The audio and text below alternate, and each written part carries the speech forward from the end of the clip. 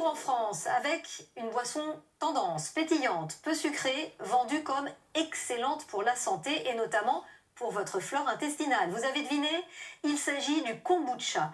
Grâce au coup de pouce d'influenceurs comme Squeezie, elle est passée des rayons des épiceries bio à ceux des supermarchés. Les grands gagnants sont-ils les consommateurs ou les industriels? Réponse dans ce grand angle signé Adrien Lac et Hortense Manonvillers.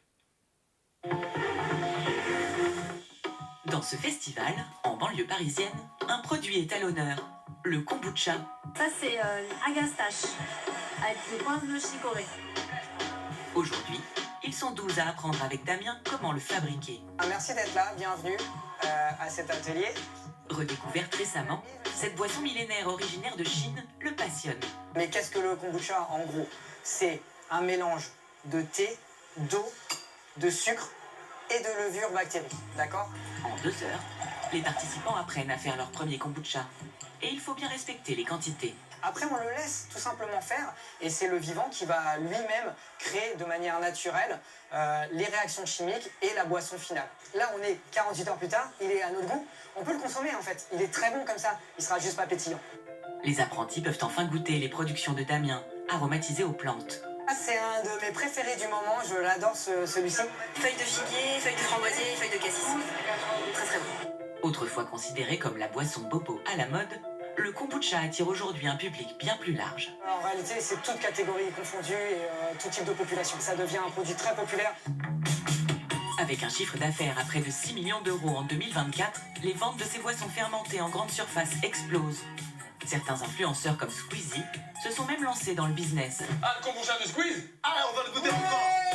Ok. Vendu jusqu'à 9 € le litre, le kombucha peut être cher. Alors pour répondre à la demande croissante, des produits plus abordables sont apparus en grande surface. Mais ont-ils les mêmes vertus qu'un kombucha artisanal? À Strasbourg, nous nous sommes rendus chez le leader du marché en France, un secteur qui a émergé il y a seulement une dizaine d'années. À l'époque, les outils de production à grande échelle n'existaient pas.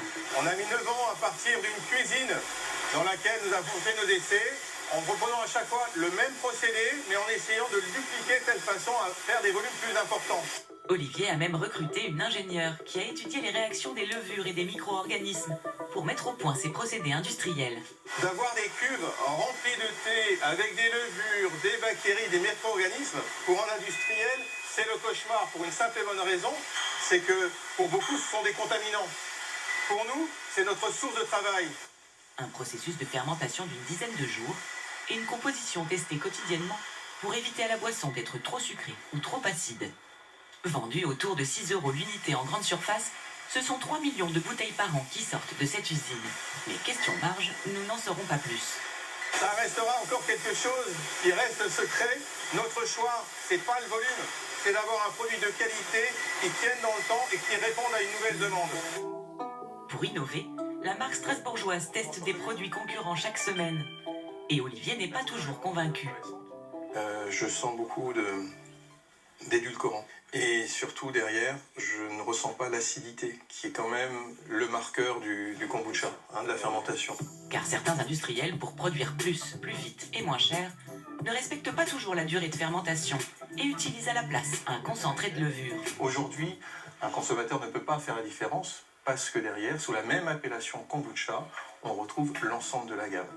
Alors, en l'absence de réglementation, comment savoir ce qu'il y a dans notre verre?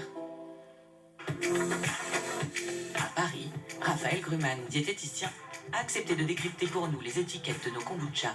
Et il est plutôt convaincu par le bénéfice des bactéries présentes dans ce type de produit. On sait que ça joue aussi sur l'immunité, l'humeur, la digestion, l'assimilation des calories aussi. Donc ça permet vraiment de participer à beaucoup de fonctions au niveau de l'organisme. Et donc le kombucha pour ça est hyper intéressant.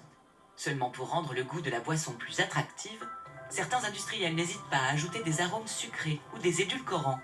Les édulcorants augmentent les sensations de faim et donc finalement favorisent la prise de poids. Et donc c'est encore plus important chez les jeunes enfants. D'un côté vous voulez vous faire du bien et de l'autre côté vous prenez des édulcorants qui abîment votre flore intestinale.